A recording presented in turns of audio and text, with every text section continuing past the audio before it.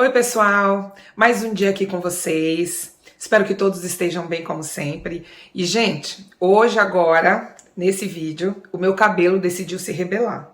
Então, não teve nada que pudesse fazer com que ele ficasse harmonioso, bonitinho. Então, eu tive que prender, tá? Bom, vamos seguir. Hoje, nós vamos falar sobre a rotina na minha creche e sobre a interatividade, né? Como é que eu lido com eles, falar um pouco ainda sobre isso, tá bom? Então, para quem não me conhece, está aqui pela primeira vez, eu sou a Cristiane Sena, sou uma educadora infantil vivo na cidade de Sydney, na Austrália, e esse é o 50 a mais com Cris, onde nós vamos discutir, conversar, né, dividir as nossas experiências com relação à educação infantil. Tá bom? Vamos lá?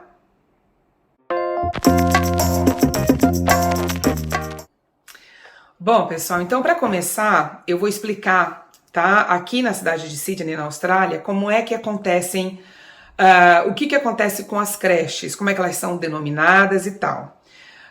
Inclusive, uma explicação rápida.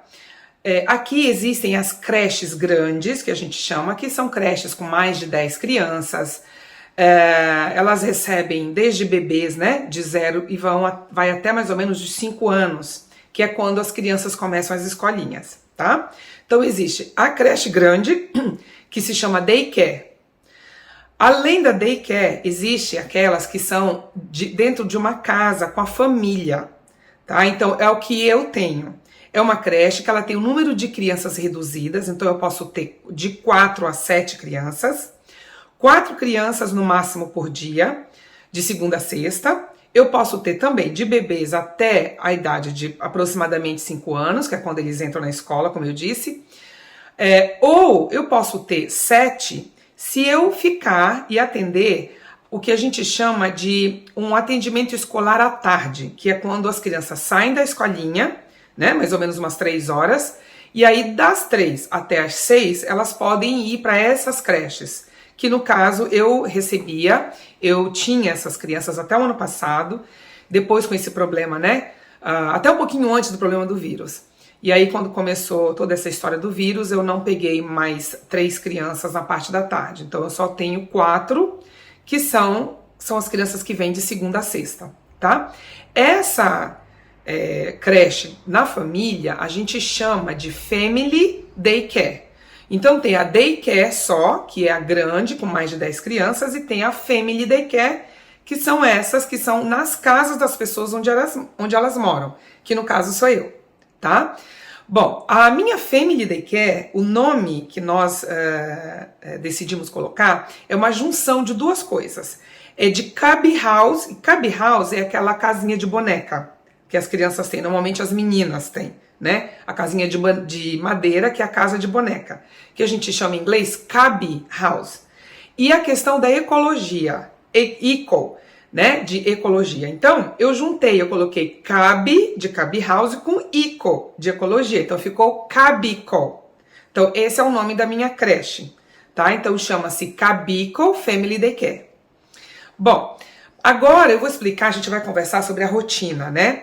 E na rotina, que é o que tá aqui, ó, vocês podem ver, eles entram às 8 e saem às 6 da tarde, tá? Então, a minha rotina, ela envolve, uma só para todas as crianças. Não existe uma diferença de uma rotina só para os grandes e uma rotina só para os pequenininhos. Tá bom? A gente, em cada hora, em cada tempo, que eu divido como é que vai ser essa atenção.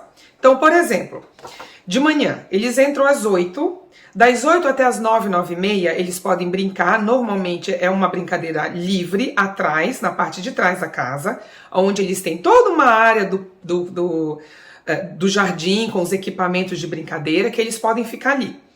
Quando dá umas 9 e meia, nós paramos, lavamos as nossas mãos, eu troco as fraldas dos que precisam e nós vamos fazer o primeiro lanchinho da manhã.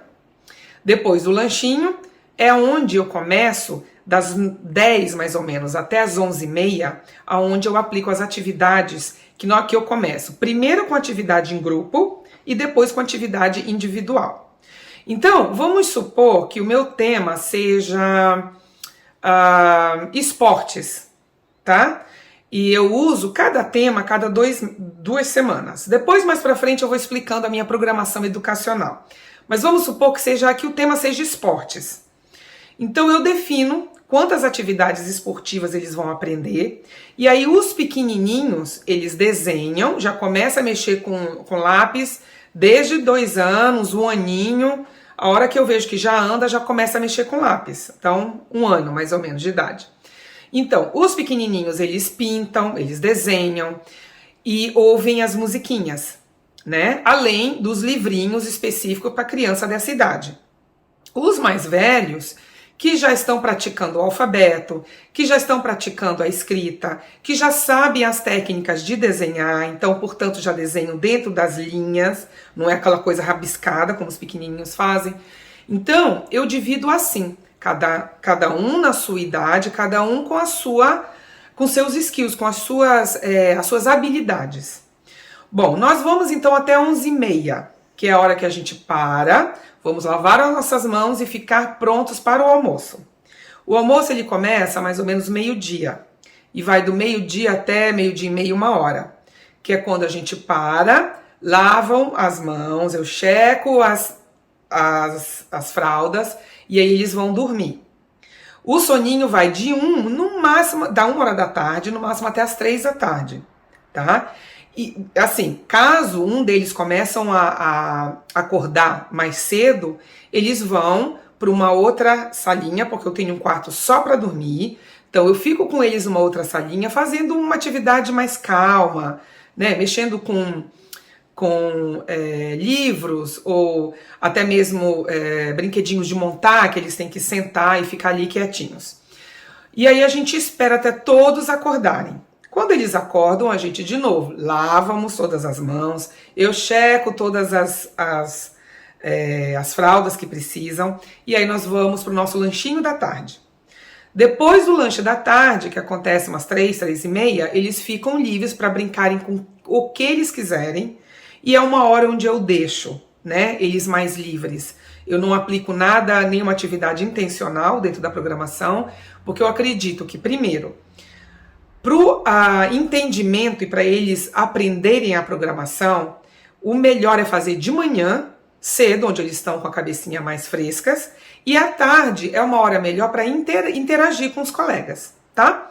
E aí, das 4h30, que é quando eles começam a ir embora, até as 6, nós fazemos essa brincadeira livre, né? Eles propõem alguma coisa, normalmente eu pergunto para eles o que eles querem, e aí a gente ainda tem um último lanchinho que é às 5h da tarde para os que vão ficar até às 6, tá?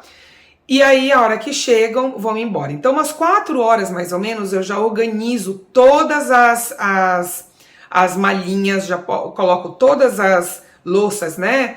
De comida, de coisas que eles trazem e a malinha deles já ficam prontas para ir embora.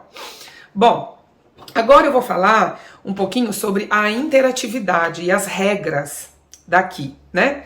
Todo dia pela manhã, assim que eles chegam, eu sento com eles e a gente conversa sobre as regras. Então, primeira coisa, pode correr na casa inteira? Não. Eles sabem que eles podem correr na parte de trás. Dentro da casa não pode, né? Quando a Cris estiver falando com alguém no telefone ou atendendo os pais, pode ficar toda hora, tia Cris, pode ficar interrompendo? Pode, só que tem que levantar a mão e falar, com licença, tia, e esperar. Então, essa é a outra regra. Segunda regra, quando a gente empurra ou machuca o nosso colega, intencionalmente ou não, ou sem querer, como que a gente faz? Pedimos desculpa e se tem alguém na nossa frente, ou se a gente precisa fazer algo e que tem uma pessoa ou algo na nossa frente, a gente pede com licença. Então, tudo isso é falado diariamente, todos os dias, tá? Aí, eu vou explicar um pouquinho, vou entrar agora sobre as técnicas teatrais. Então, é assim, quando eu chamo a atenção deles, eu procuro me ajoelhar e ficar na altura deles e olhar nos olhos. O contato do olhar é algo muito importante aqui, eles aprendem isso. Então, eu olho e explico, você não pode fazer isso por causa disso, disso e disso. Então, eu sempre vou explicar o porquê.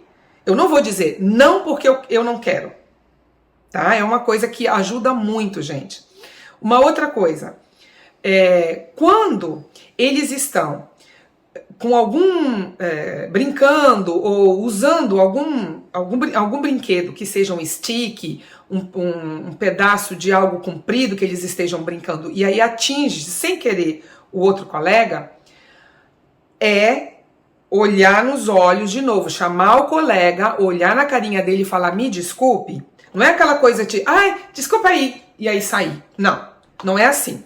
Tanto que quando eles fazem isso, eu os chamo de volta e falo, não. Você vai olhar para ele e vai pedir desculpas.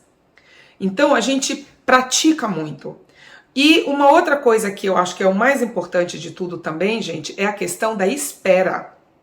Eles já sabem hoje que eles não podem ter o que eles querem na hora que eles querem.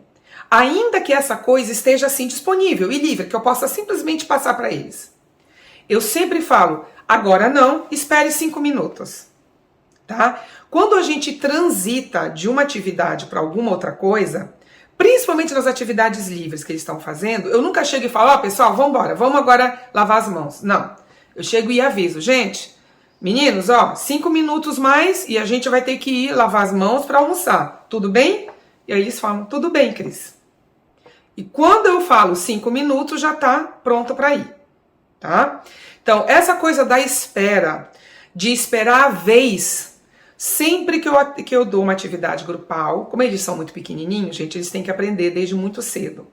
É sempre assim, sentando em círculo e cada um tem a sua vez. E o último vai ter que esperar, né? Então, assim, essas são algumas técnicas que eu utilizo. Agora, a técnica teatral, além de olhar nos olhos, que é o que eu faço, é uma coisa que já me ajuda muito desde quando eu comecei, que eu trouxe da minha experiência lá atrás com teatro, tá? Então é assim, você olha para a criança, se a criança está fazendo alguma atividade, ou brincando com algum brinquedo, ou fazendo alguma coisa que ela acha que é difícil, e ela verbaliza, eu não vou fazer não, tá muito difícil, eu não consigo. Você faz para mim, Cris? Eu chamo a atenção e falo assim, você nunca diga que você não consegue. Você consegue fazer tudo. O que você tem que dizer? Eu ainda estou praticando. Eu ainda estou tentando, Cris, ainda não foi hoje. É essa a resposta. Então não existe não, eu não consigo fazer isso. Eu não deixo eles verbalizarem entre eles. Quando eu os ouço, eu não permito que isso aconteça. E quando eu vou falar com eles, eu também tenho que ser o exemplo, né? Então, muito bonitinho, que já aconteceu uma vez, de eu estar meio cansada no final do dia, tinha acontecido alguma coisa específica, e o meu mais velho virou pra mim e falou assim, Cris, vamos montar, vamos trabalhar, vamos brincar com Lego, que eu quero montar, que eu quero tentar fazer um carrinho. Aí eu falei, tá bom. Aí eu virei pra ele e falei assim, mas eu não consigo, eu não sei fazer isso, faz você que você sabe fazer melhor. Ele virou pra mim e falou assim, nunca fale isso, Cris, nunca diga que você não pode, diga que você está tentando. E aí, gente, pra mim foi assim, sabe, uma das minhas realizações que eu tenho como professora, né, como educadora. Então, é isso, gente, é o que eu aplico, não é tudo ainda, porque não dá, né, senão esse vídeo ficaria aí 1 hora, mas são coisas importantes que eu acho que vale a pena falar aqui, né, a questão da espera, deles saberem a hora deles. Quando eles querem alguma coisa, eles já não vêm me pedir, eles já falam pra mim, Cris, quando eu puder, eu posso ter aquele brinquedo?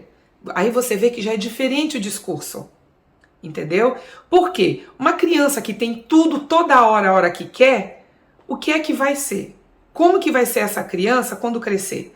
Então, quando eu falo sobre o autoestima da criança, é isso tudo ajuda. A rotina ajuda no autoestima da criança para elas se sentirem seguras. E isso eu acho que vale a pena eu terminar falando, tá? Algumas pessoas falam assim, mas uma rotina é tão difícil de ter, e às vezes os pais falam assim, eu quase não tenho rotina em casa. Gente, é assim, a rotina, de tão ser repetitiva todo dia, faz com que a criança relaxe, se sinta segura, porque a criança já sabe o que vem depois. Você entende? Então, quando ela chega na minha creche, ela no primeiro dia ela chora porque ela não está acostumada com aquele meio ambiente, não é? No terceiro dia ela continua chorando, a gente faz uma adaptação. E aí chega um dia, que às vezes é no terceiro ou no quarto, que ela já fica tranquila porque ela já sabe o que vai acontecer depois. Então isso dá uma segurança. E essa segurança vai impactar no emocional, vai impactar no autoestima da criança, tá bom? Então, gente, é isso que eu tenho por hoje. Eu vou deixar na descrição o meu Facebook da minha creche e o meu vídeo, um vídeo publicitário que eu fiz. Eu não vou usar aqui, não estou usando aqui no YouTube, até porque eu não quero trabalhar com imagem de crianças, mas se vocês quiserem acessar, vocês vão ver. Eu procuro sempre esconder o máximo que eu posso o rostinho deles, tanto no Facebook quanto no meu vídeo, para que não haja aí nenhum problema, tá? Então, está lá para quem quiser conhecer um pouco mais do meu trabalho. Gente, muito obrigado mais uma vez. Coloque na descrição aí se vocês usam algumas técnicas dessas que eu uso, se algo que vocês ouviram, vocês fazem diferente, gostariam de dizer para mim, de dividir comigo, botem aí na descrição, tá bom?